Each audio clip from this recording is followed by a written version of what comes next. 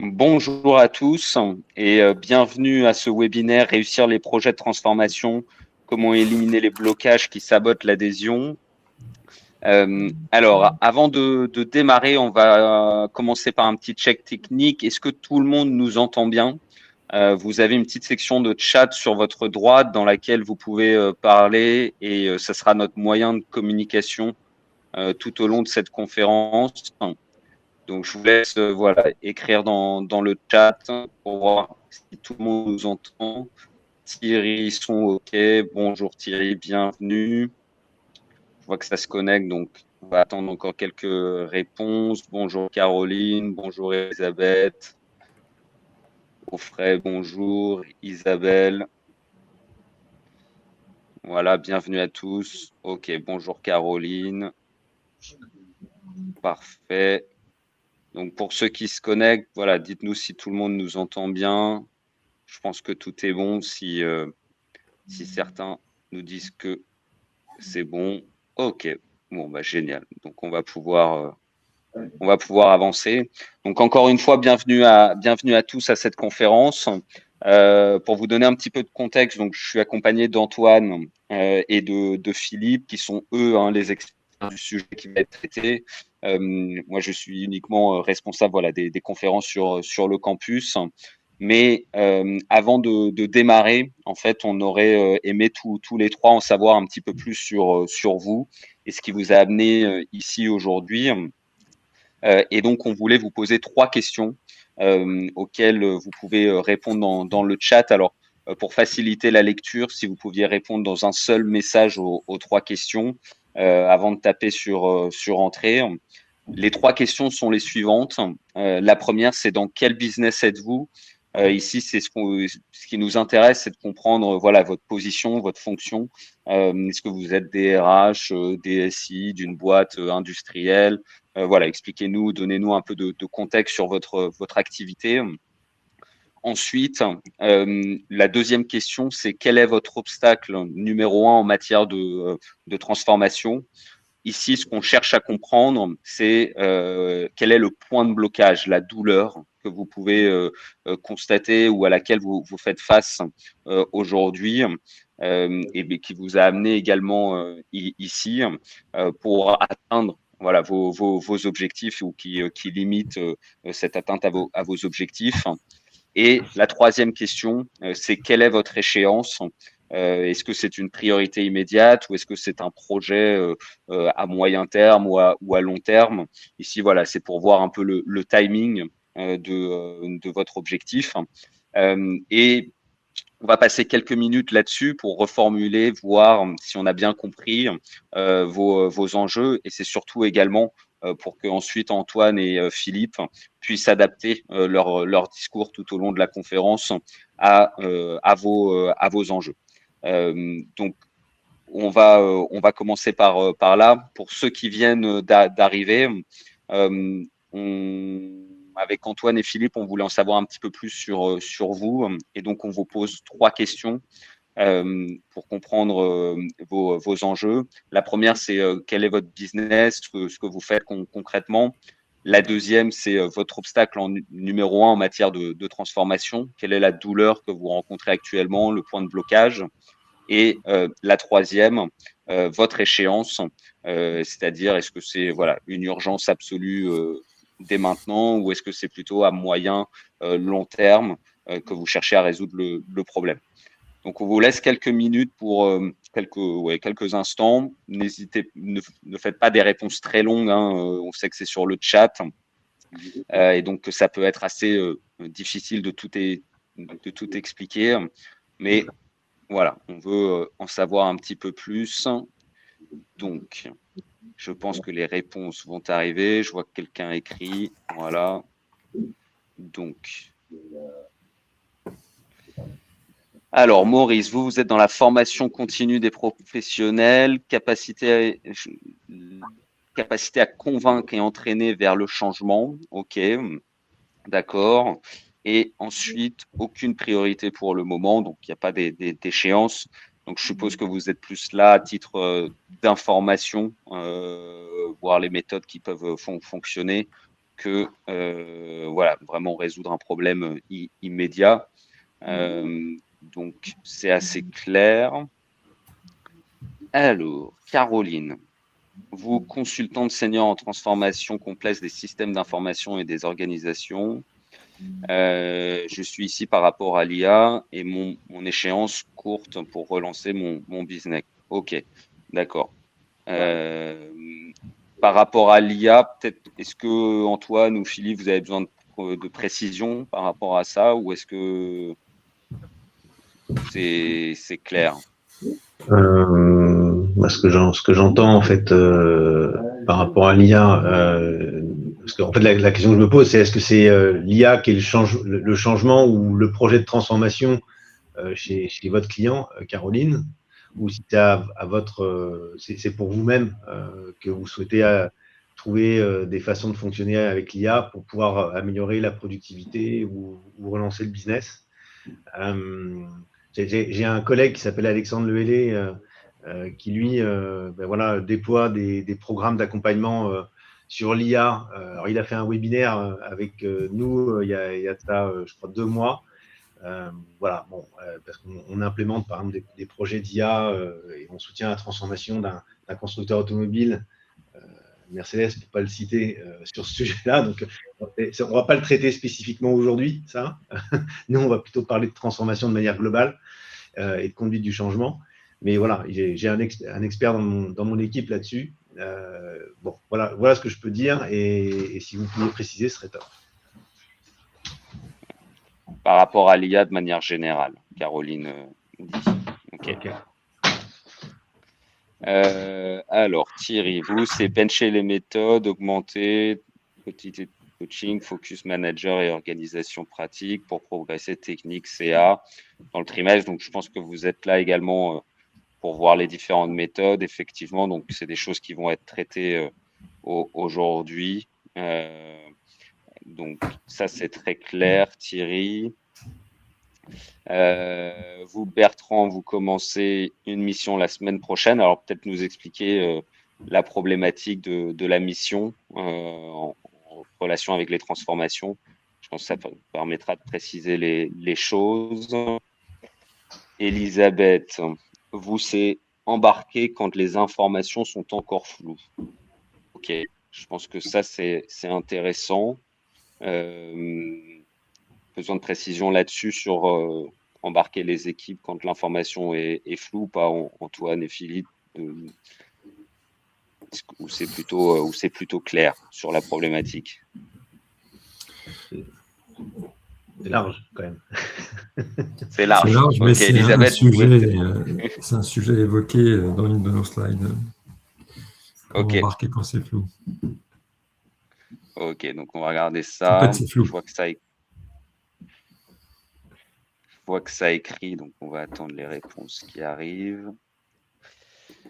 Donc, Hugues, vous, pareil, donc transition, transformation organisationnelle, accompagner des équipes en difficulté ou leur permettre de prendre en main leur destinée, leur autonomie, que ce soit dans des environnements complexes, en urgence ou en grande transformation.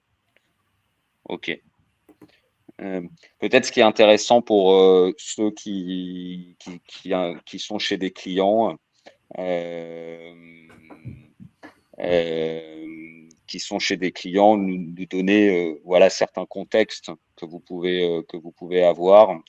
Ça répond un peu à la question de Bertrand. Vous voyez, bien évidemment, on vous demande pas de nommer les clients et de rompre la confidentialité, mais de donner du contexte. Ça permet ensuite à Antoine et Philippe de vraiment préciser et d'être plus précis dans leur réponse à vos enjeux. Mais ça m'a l'air bon. Tac, tac, tac. Donc pour les autres qui n'auraient pas parlé, voilà, vous pouvez utiliser le chat pour faire un peu le même exercice tout au long de la conférence. Et je vais maintenant laisser la main à Antoine et Philippe pour se présenter et démarrer le sujet avec vous. Je vous Ça souhaite marche. une bonne Merci conférence beaucoup, à Pablo. tous. Merci. Merci. Bon, je commence juste rapidement avec une étude de référence en fait, sur la conduite du changement, dans le sens où aujourd'hui, beaucoup d'entreprises sont en transition, hein, et il y a même des portefeuilles de… nous, quand on accompagne les entreprises, maintenant, elles ont 4, 5, 10 projets de transformation qu'elles mènent en même temps. Alors, plus l'entreprise est grosse, évidemment, plus les équipes sont staffées, avec des directions de la transformation en plus. Et il y a quelque chose qui fait sens de plus en plus, hein, c'est qu'on se rend compte que dans les projets de transformation, il y a beaucoup d'échecs. Voilà, hein. Quand on regarde les références à gauche, vous regardez, il y a 70% d'échecs des transformations qui sont là. Alors, d'échecs, on ne va pas dire global, parce que souvent, même quand on interroge les dirigeants d'entreprise, ils disent ouais, ça marche, mais dans la douleur.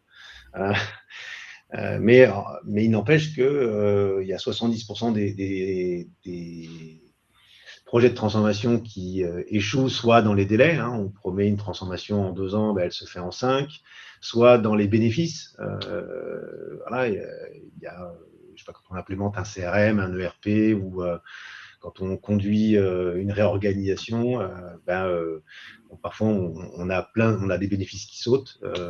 C'est plus les mêmes au départ et à l'arrivée, et la transformation n'arrive pas au bout en termes de valeur, ou alors ça dépasse le budget. On avait prévu tant de millions, tant de personnes pour la conduire, et puis ça dépasse. Voilà. Alors que justement, quand on met de la conduite du changement, ça c'est la partie à droite, on a 6 fois plus de chances d'atteindre les objectifs de projet, plus 80% de chances de respecter les budgets et 70% de chances de respecter les délais.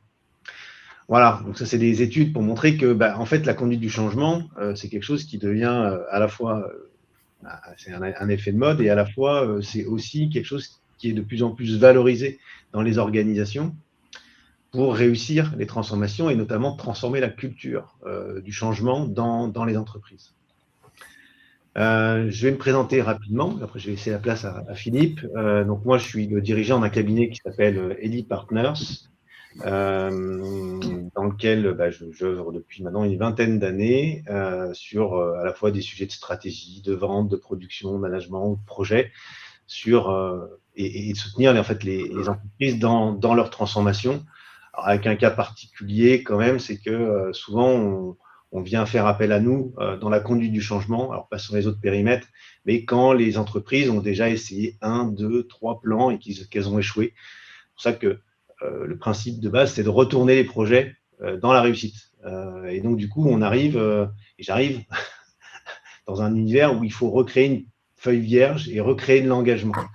Et donc, c'est pour ça que voilà, je fais ça maintenant depuis une dizaine d'années avec 4 piliers, et je travaille avec Philippe, que j'ai choisi de vous présenter aujourd'hui, une approche originale, parce que dans les moments justement où ça démarre mal, ou alors pour éviter que ça démarre mal dans les projets de transformation, il y a certains repères, certaines façons de faire qui vont faciliter ça et amener les personnes à s'inscrire sur un nouveau chemin. Je te laisse te présenter, Philippe. Très bien, donc Philippe de Mittenard. Donc moi j'ai 60 ans maintenant, ça fait 25 ans que j'accompagne des individus et des cadres dirigeants, des porteurs de projets. Donc j'ai conçu l'approche originale dont parle Antoine, c'est le GPS interne, qui signifie Genèse personnelle de succès. Et quand on parle de transformation, je pense qu'on peut mettre beaucoup de choses dans la transformation.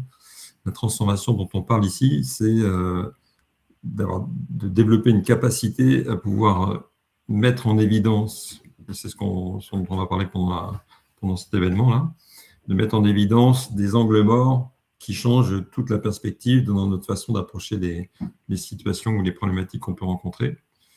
Ouais, donc je me suis spécialisé dans le leadership et dans la réalisation de projets, pardon. Donc le leadership, parce que pour moi, c'est quelque chose de fondamental, d'être capable de fédérer plutôt que de devoir tirer avec soi. Hein. C'est un peu la différence que je fais entre manager et leadership, management et leadership. Le leader va entraîner et donner envie. Le manager va plutôt être là pour pousser, ce qui n'est pas du tout le même effet. Et puis quand on est en capacité et qu'on a été capable de fédérer les équipes, il y a un ensemble de choses qui se mettent en place naturellement et qui permettent de faciliter les projets. Voilà. Puis donc, il y a quelques références d'entreprises auprès de qui j'ai pu intervenir. Merci Philippe. Bon, j'ai passé juste sur le sujet dans le sens où voilà, l'entreprise qui s'appelle Elite Partners, en fait, on est sur 5 grands domaines d'activité. On existe depuis une trentaine d'années avec évidemment pas mal de références, à la fois des grands comptes comme Engie, Renault, Stellantis, des boîtes pharma comme Abbott, La Poste. Bon, on est assez globalisant en termes de références et on a 5 grands domaines d'activité qui sont pilotés à chaque fois par une personne dans le cabinet. Et moi, je pilote donc du coup la partie leadership de projet et pilotage de transformation. Et c'est ce dont on a prévu de vous parler aujourd'hui avec Philippe, avec une façon de faire, puisqu'on a annoncé un plan aujourd'hui. Si vous êtes venus, c'est pour aussi répondre à ces questions. Comment est-ce qu'on dissipe le brouillard lorsque le cap n'est ni clair ni partagé? C'était un des éléments qui a été demandé dans le chat, par exemple. Comment éviter que les nouvelles pratiques retombent dans l'oubli une fois l'élan initial passé? Comment prévenir la cacophonie culturelle quand chaque équipe change à sa manière? Et il y a un premier choix, c'est d'y répondre techniquement. On a fait ça par le passé dans certains webinaires, notamment avec une méthode qu'on utilise qui s'appelle Acertare, mais il y en a d'autres, voilà, comme Lewin, Cotter, CTS, Adcar, qui vont vous donner des structures pour répondre techniquement en fait à ces problématiques-là.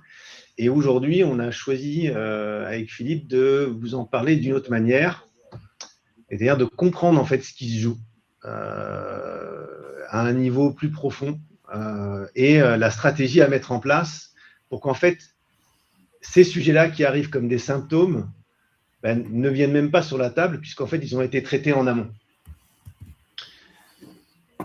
Voilà ce qu'on va vous partager aujourd'hui. Et alors, d'où est-ce qu'on part? On part de constats qu'on fait, nous, dans les organisations depuis un certain temps, qui bloquent, notamment sur les sujets de transformation. Parce qu'on se rend compte, moi je suis intervenu là récemment dans une entreprise qui fait de la sécurité au niveau mondial. Ils ont des stratégies et je pense que vous, dans vos entreprises, il y a des stratégies qui sont là. Elles sont structurées, elles sont connues, mais en fait, le sujet principal d'échec de ces stratégies, c'est qu'au niveau des équipes de direction, donc soit du CODIR, soit des équipes projet de transformation, ça dépend de la taille de l'entreprise, elles ne jouent pas au niveau que la transformation exige. Parce que les priorités sont déjà là, les projets sont lancés, les équipes sont mobilisées, mais ça n'avance pas à la vitesse attendue. Il y a des freins, il y a des résistances, il y a des gens qui sont contre, il y a des gens qui n'y vont pas, il y a des flous, tout ce qu'on rencontre et tout ce qu'on a proposé de partager avant. Alors, le point de vue qu'on a, c'est que la transformation, elle met l'équipe de direction face à une réalité simple. C'est que une transformation, en général, c'est positionné comme une ambition. C'est-à-dire c'est quelque chose qui n'existait pas auparavant, qu'on se propose de mettre en place dans l'entreprise. Et donc, c'est au-delà d'un objectif, c'est quelque chose qui demande quelque chose à l'entreprise en termes de mouvement pour à la fois s'aligner et pour générer l'ambition nécessaire. Et ce niveau d'ambition, ça dépasse largement, en fait, le niveau d'alignement réel sur les problématiques et les solutions et le niveau auquel chacun s'estime, notamment dans les équipes de direction, sur leur capacité à jouer le jeu nécessaire pour faire ça. Et donc, du coup, la transformation, elle devient inconfortable. Il y a des décisions difficiles à prendre qui ne sont pas prises, ou qui sont repoussées, ou on n'arbitre pas, parce qu'il y a des arbitrages humains à faire en même temps, et il y a une remise en cause, en fait, des équilibres. C'est qu'à chaque fois, la transformation perturbe la façon d'opérer le business. Précédemment, c'était le cas dans cette société de sécurité, où ça remettait en cause pas mal d'équilibres, à la fois en termes de périmètre et à la fois de façon de pratiquer et de processus qui étaient là et qui sont là depuis une vingtaine, une trentaine d'années. Et là, du coup, inconsciemment, en fait, on a un niveau de jeu qui baisse. On voit au fur et à mesure des comités de pilotage, des engagements où il y a des indicateurs qui disparaissent, par exemple. ou alors les chiffres d'atteinte des objectifs sont revus à la baisse, ou différemment, parce que justement, on voit bien que la tendance n'est pas en ligne, qu'il faut générer quand même de l'enthousiasme. Et à partir de là, du coup, les décisions, elles sont discutées, mais en fait, elles ne sont pas incarnées dans le changement. Les sujets sensibles sont contournés parce qu'il ne faut plus faire de vagues et c'est déjà compliqué. Et il y a des actions qui sont repoussées dans le temps, qui fait que du coup, les délais s'allongent et la valeur de la transformation se détériore. Et là, à ce moment-là, l'équipe projet ou le pilote de la transformation en interne, la transformation, elle dépend beaucoup de son leadership et de son énergie en fait disponible, au lieu de s'imposer naturellement comme une nouvelle façon de fonctionner. Tu me dis, Philippe, si tu veux peut-être un point, c'est que tout à l'heure, tu parlais de la façon de s'estimer, qu'on ne s'estime pas forcément par rapport au niveau visé des objectifs. Et c'est subtil parce que ça ne veut pas dire qu'on se sous-estime. C'est-à-dire qu'on peut avoir une estime de soi très élevée et par rapport aux enjeux, aux objectifs qu'on s'est fixés, il y a des éléments, des parties qu'on n'a pas vus clairement, ces fameux angles morts dont je parlais tout à l'heure, qui demandent de se positionner d'une autre manière, mais comme ce n'est pas visible, on n'est pas présent à ça. Donc ça ne veut pas dire qu'on se sous-estime, ça veut dire qu'il y a des aspects qui ne sont pas présents, qui demandent un ajustement dans notre façon de s'aligner là-dessus. Ok. Alors, la façon qu'on a d'intervenir là dans ces projets-là, c'est pas de se focaliser sur les équipes qui vont vivre le projet, mais de prendre ça à la base, au niveau soit de l'équipe projet, soit au niveau du comité de direction, pour les aider à se transformer et à exécuter à la hauteur des enjeux stratégiques. Donc, bien sûr, l'objectif qui est affiché, c'est la transformation stratégique, la croissance en termes de périmètre, la restructuration, la performance, par exemple, en amélioration continue des usines ou autres. Mais l'objectif caché qui est derrière, c'est de faire évoluer le niveau d'identité du CODIR ou de l'équipe projet, pour qu'elle passe d'un pilote, d'une sensation et d'un rôle de pilote d'une boîte ou d'un projet à incarner la transformation. Et pour faire ça, c'est d'arriver à les aligner en profondeur pour que les décisions, du coup, s'imposent par elles-mêmes et qu'elles ne soient pas sujets à friction, ou que les frictions, en fait, amènent une décision qui devienne claire. Et donc, on accompagne, et la proposition, en fait, c'est d'accompagner et de donner des points sur l'accompagnement qu'on mène à travers deux niveaux. Le premier, c'est ce dont tu citais, Philippe, c'est l'estime à la vraie hauteur des émissions, pour que les personnes, en fait, dans le comité de direction assument réellement les décisions à prendre, les exigences à poser vis-à-vis de cette transformation et vis-à-vis des personnes qui vont la vivre, et le niveau de jeu que ça demande en termes de transformation. Et de s'aligner beaucoup plus profondément ensemble pour créer de la clarté et de la cohérence, pour que les tensions, elles deviennent utiles, que les arbitrages deviennent évidents et que les actions deviennent naturelles.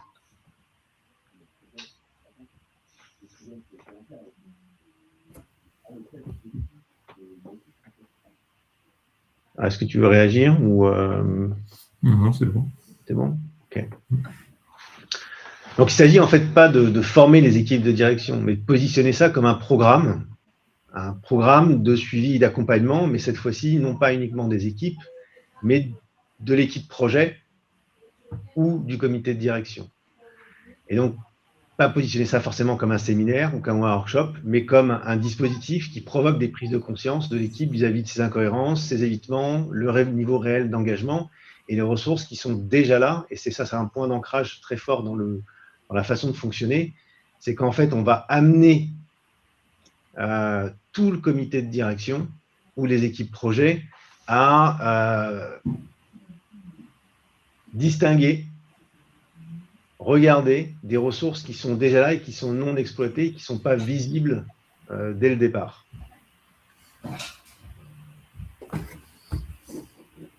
Alors, comment est-ce qu'on s'y prend ?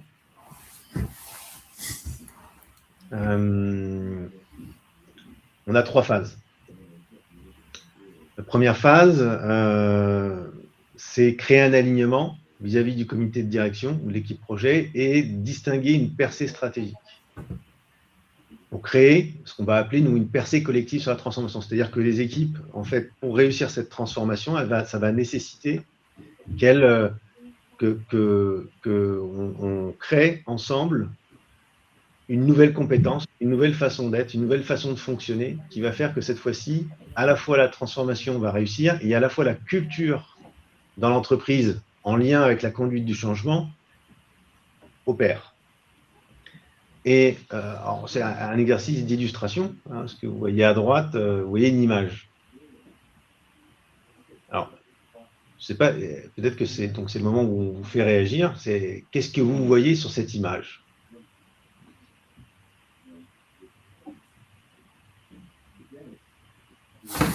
On t'invite à taper dans le chat ce que les gens voient.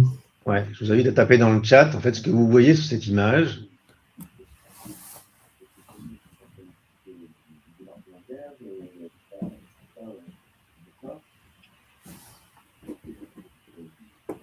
Une petite pierre. Donc, Caroline qui voit une petite pierre. OK.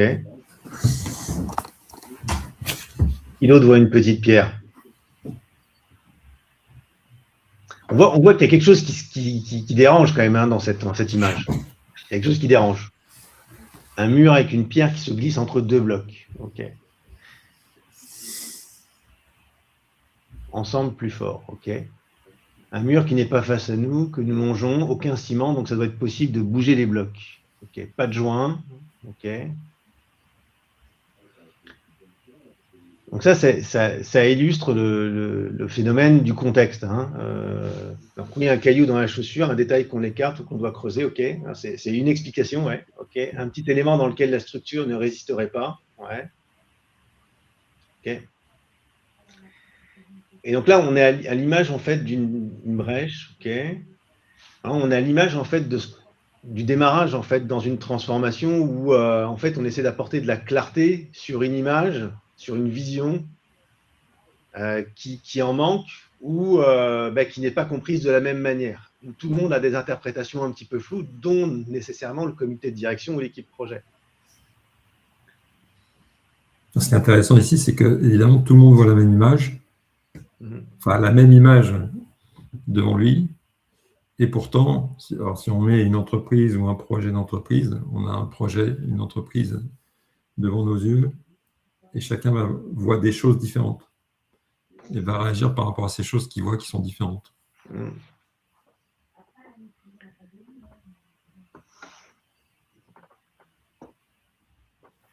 Et alors, je ne sais pas si vous voyez le curseur. Donc, on voit, vous avez bien vu le mur avec les briques, des endroits où il n'y a pas de jointure.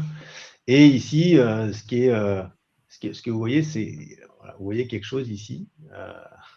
Voilà. C'est souvent ça qui est visible. Et souvent, on voit ça comme une pierre. Alors, je vais vous inviter à regarder autrement et à suivre le curseur. C'est-à-dire que là, vous voyez la petite pierre. Et je vais vous inviter à distinguer que c'est quelque chose de différent et à quelque chose qui la suit et qui rentre dans le mur. Là.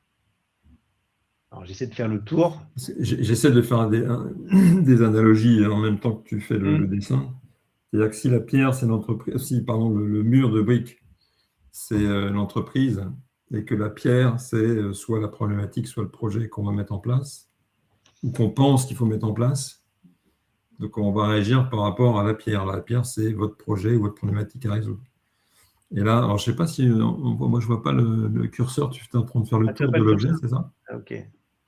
J'ai vu un trait bleu autour de ce qu'on appelle pour l'instant la pierre, qui va changer de nom. Voilà. J'essaie de faire le tour pour voir, pour montrer qu'en fait, c'est ça l'objet. Et alors, on va pas, on passe plus de temps à faire révéler ça et à le faire révéler aussi dans le projet, parce qu'en fait, dans ces sessions qu'on fait avec les équipes, on les amène finalement à structurer le projet et à distinguer en fait réellement ce qui est en train de se jouer dans la transformation et les amener à projeter à la fois des ambitions et des batailles pour soutenir le projet de transformation. Et ce que vous voyez, en fait, alors vous ne le voyez pas encore, vous ne le distinguez pas encore, pour la majorité, c'est en fait un cigare qui est planté dans le mur. Voilà. La petite pierre, en fait, ici, c'est une braise. Et le bâton qui se plante dans le mur, en fait, vous voyez, c'est le bout d'un cigare incandescent qui a cessé d'être incandescent et qui est planté dans le mur. Perpendiculairement au mur pour essayer de se représenter l'image. Parce que tu sais que même en contournant l'objet, c'est probable qu'on ne voit pas le cigare. D'autant qu'on a commencé par voir peut-être un caillou ou autre chose. Et donc, si vous faites la représentation dans une entreprise d'un projet ou d'une problématique à résoudre, si ce que j'ai vu moi, c'est un caillou, donc il faut trouver des solutions, mettre en place des éléments pour résoudre ce problème de caillou, bah, finalement, ce n'est pas un caillou, c'est un cigare. Et donc, je peux être convaincu de ce que je vois et ne pas pouvoir voir l'objet. Alors, on ne peut pas être en interaction verbale, seulement par chat. Je ne sais pas s'il y en a ici qui ont vu le cigare, s'il y en a d'autres qui perçoivent d'autres choses. Dans nos animations, on entend beaucoup de propositions.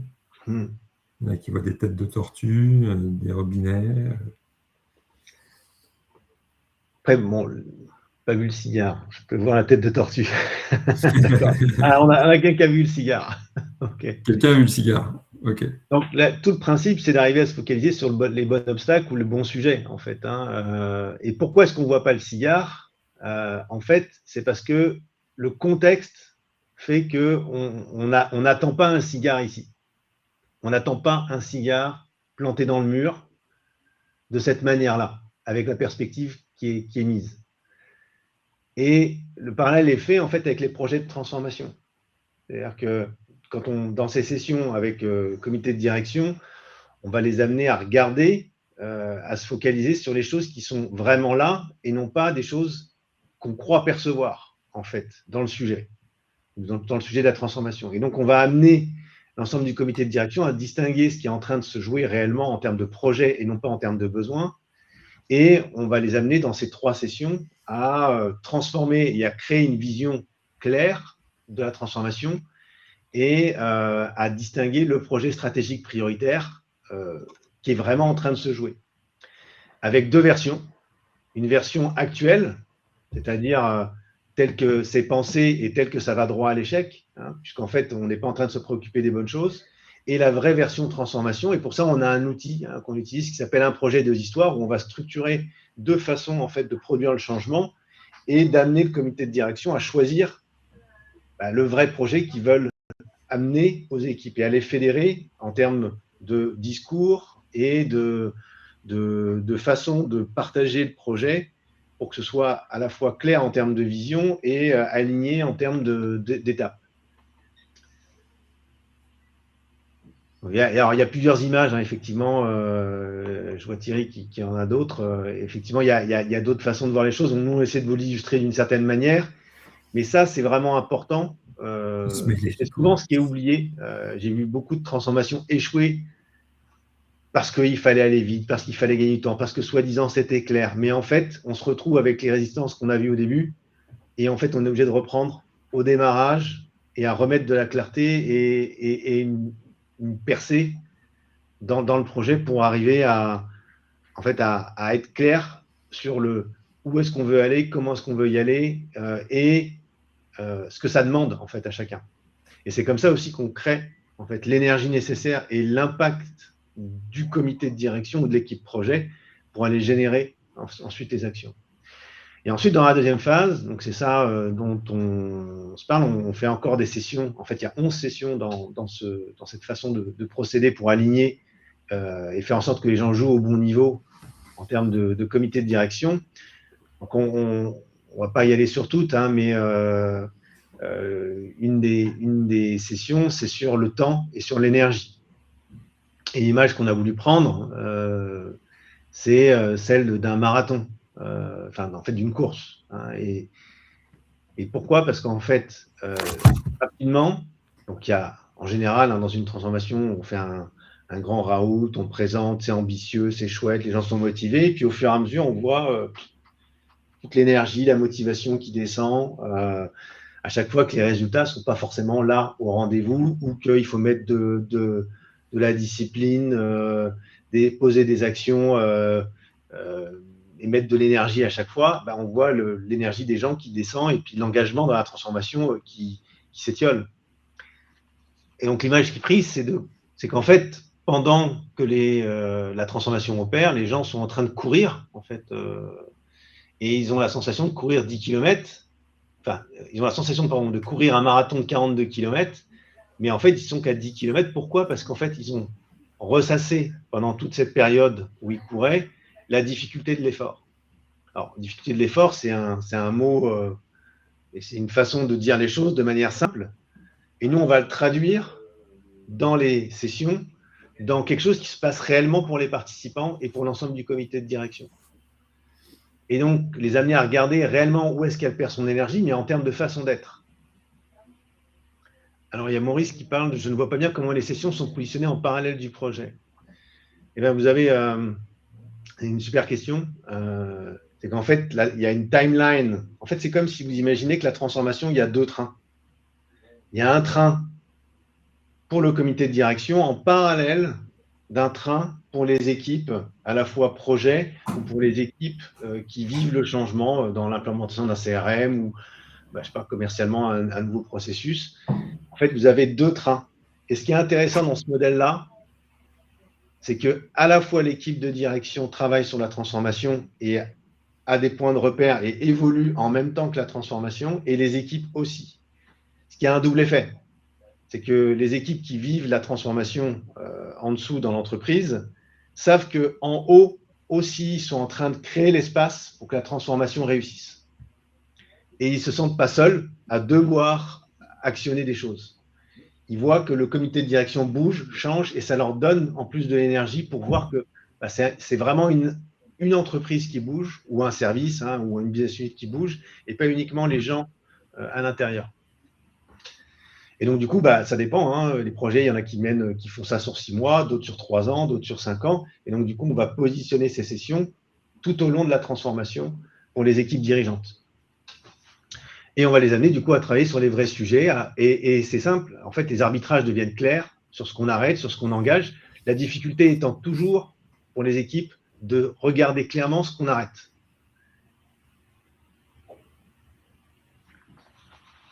Alors, je rebondis sur la question de Sylvie. N'est-il pas plus efficace de commencer par clarifier avec le comité de direction avant de diffuser sur la ligne managériale les équipes? L'expérience, moi, me montre que ce n'est pas un coup, c'est pas fait en séquentiel. C'est-à-dire, c'est pas l'équipe de direction, on clarifie, après on bascule. C'est on clarifie avec l'équipe de direction, on bascule aux équipes projet, on remonte au comité de direction, on bascule aux équipes projet, et que ça se fait en quinconce. Et c'est exactement ça. Nous, on partage là, aujourd'hui, ce qu'on fait pour les équipes de direction, mais que c'est vraiment un travail de quinconce pour qu'à chaque fois, en fait, ce soit aligné. Et c'est comme ça qu'on crée l'alignement entre le comité de direction et les équipes. Bon, voilà, donc dans ces sessions, par exemple, la 4, 5 et la 6, donc on va parler de temps passé, de temps consacré, donc du temps passé finalement à ruminer ou à perdre son temps, et le temps consacré, c'est-à-dire c'est le temps qui est vraiment effectif, dans lequel il y a de la puissance au niveau du comité de direction pour adresser les vrais sujets. Et on va axer sur ce sujet-là. Après, seuil résistance, alors là, c'est de regarder, on regarde les conversations d'impossibilité que le comité de direction a. Parce qu'évidemment, eux aussi, ils ont des œillères sur la transformation ou sur des possibilités. Et en ayant, qu'ils estiment non pas comme des vraies impossibilités, enfin, dans leur tête, ça apparaît comme des vraies impossibilités. Et on les amène tout doucement à distinguer que c'est des conversations. Et sur les conversations et sur le langage, on a du pouvoir. Et en changeant finalement le langage qu'on a sur ces sujets-là, on va créer une nouvelle possibilité et continuer d'embarquer plus loin. Je vois l'heure qui défile. Alors, donc il y a des sessions ensuite après sur ce qu'on confond, des sessions sur. Alors là, cette session-là, moi j'aime bien l'aliénation. Elle est intéressante dans le sens où là, dans cette session-là, on les amène à regarder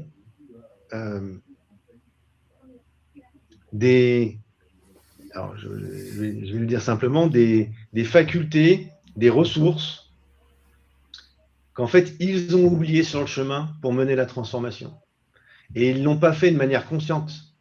En fait, ils le font parce qu'ils sont dans l'urgence, parce qu'ils ont pris des décisions sur l'entreprise et sur eux-mêmes et sur le comité de direction qui fait que ces ressources ne sont plus visibles. Et cette session-là, elle est très transformante pour à la fois les gens et l'énergie dans le comité de direction et donc sur l'impact en termes de transformation, parce que ça révèle tout un tas de ressources à juste prendre conscience pour qu'elles opèrent. Oui, c'est souvent à la suite de résultats qui ont été analysés. On ne se rend pas compte des décisions qu'on prend. Évidemment, on ne se dit pas, tiens, on n'invalide pas nécessairement qui on est ou les équipes ou autres, mais on prend des décisions et ce qu'on fait principalement dans ce travail, c'est qu'on va regarder en arrière-plan des pensées conscientes qu'on a dans notre analyse, qu'est-ce qui se joue. Et donc c'est ça, cette notion de profondeur. Et quand on va en profondeur de cette manière-là, on met en évidence des choses qui étaient complètement aveugles, ces fameux angles morts, je reviens là-dessus. Et par exemple, quand tu parles d'alignement, si on passe de faire des efforts, parce que tu parlais d'énergie tout à l'heure, on va mettre beaucoup d'énergie au départ dans un projet, et puis selon les résultats, il y a un moment donné, on va s'essouffler. Et donc tout l'enjeu ici, c'est pas de faire des efforts et de rajouter des choses encore et encore pour y arriver, c'est d'avoir créé un aliment qui est tel que ce qu'on va mettre en place devient naturel. Enfin, je n'en dis pas plus parce qu'on est serré par le temps. Ouais, je vais sauter quelques slides. La signature de ce programme, en fait, je l'ai symbolisé à travers un schéma. Hein, c'est qu'on s'occupe à la fois de la stratégie et de clarifier la stratégie, de structurer la stratégie avec le comité de direction, les aider à définir à travers un projet une nouvelle structure et des processus et travailler sur la culture pour faire en sorte que l'identité en fait, de l'entreprise et du comité de direction sur cette transformation change et que du coup, les actions deviennent naturelles puisqu'en fait, l'identité a changé et donc la façon de gérer la transformation change facilement. Et les résultats apparaissent lorsque les trois sont alignés ici. La stratégie, la structure, les processus et la culture. Et donc, tout ce programme, il a pour vocation, en fait, d'aligner en profondeur, du coup, ces trois éléments et vis-à-vis du comité de direction. Et ça rend, du coup, visible pas mal de choses et ça permet de révéler tout ce qui se joue en parallèle, tous les non-dits qui freinent la transformation en général et qui fait que ça n'aboutit pas. Voilà. Alors, il y a Sylvie qui nous dit, est-ce que ça signifie que nous travaillons sur les résistances présentes, invisibles, au sein du comité de direction? C'est une façon de le dire. J'ai envie de dire oui et non. C'est-à-dire, ça dépend ce qu'on met dans résistance. Parce qu'on a des résistances passives, on a des résistances actives.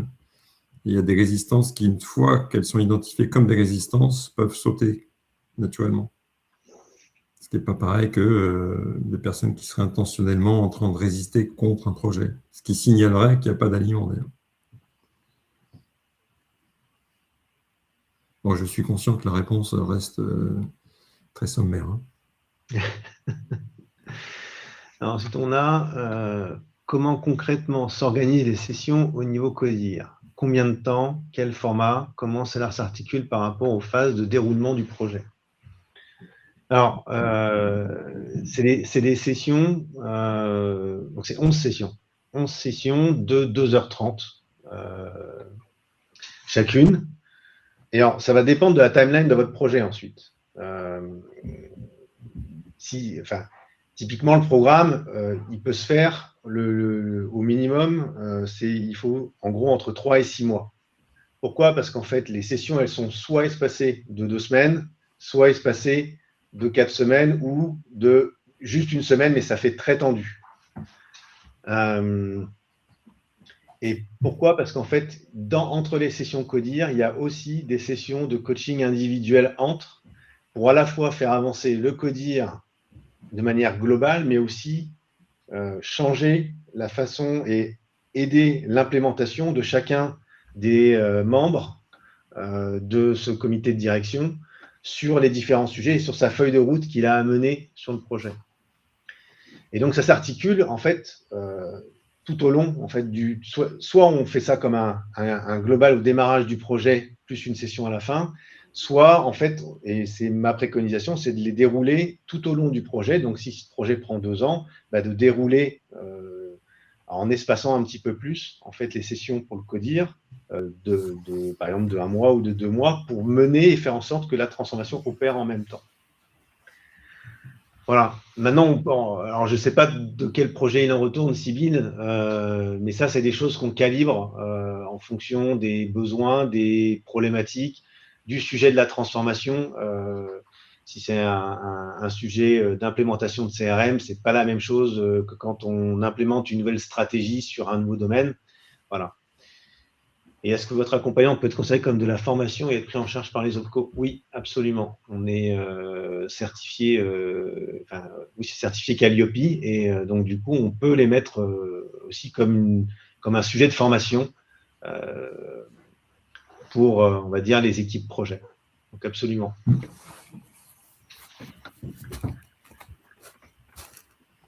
Alors, je vois, il est midi 16, il va falloir qu'on rentre bientôt l'antenne. Peut-être une dernière question ou pas. Voilà. Si vous voulez, moi je vous invite en fait à prendre rendez-vous. Voilà, vous avez en haut un lien pour prendre rendez-vous, pour qu'on puisse discuter de votre projet, vous donner quelques éclairages spécifiques, parce que évidemment chaque projet est unique, et puis vous avez un positionnement spécial dans le projet. Donc l'idée c'est qu'on vous donne des réflexions pour que vous puissiez aller plus loin là-dessus, et puis voir s'il y a des choses à faire ensemble. Voilà. Pour terminer, voilà, j'ai mis quelques pistes sur lesquelles on travaille chez nos clients, soit du management de transition, soit de la formation, soit du coaching, soit du conseil. Aujourd'hui, on a parlé de leadership de projet et de comment est-ce qu'on soutient une équipe de transformation par l'ajout d'un programme de conduite du changement. Ensuite, Caroline qui dit « Existe une formation sur le positionnement du responsable de programme ». Alors, en fait, c'est-à-dire que ce sujet-là, cette façon de faire-là, vous pouvez l'apprendre et vous pouvez le déployer de manière individuelle. Avec Philippe, il a un programme spécifique pour ça. Donc, je vous invite à prendre rendez-vous, Caroline, et puis comme ça, je vous donnerai les informations pour suivre ce programme.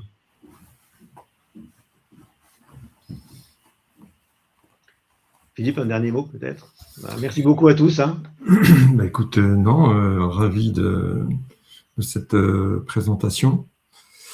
Et puis, impatient de rencontrer les personnes qui seront curieuses d'aller plus loin. Okay. Merci beaucoup. Bonne journée. Merci, au revoir.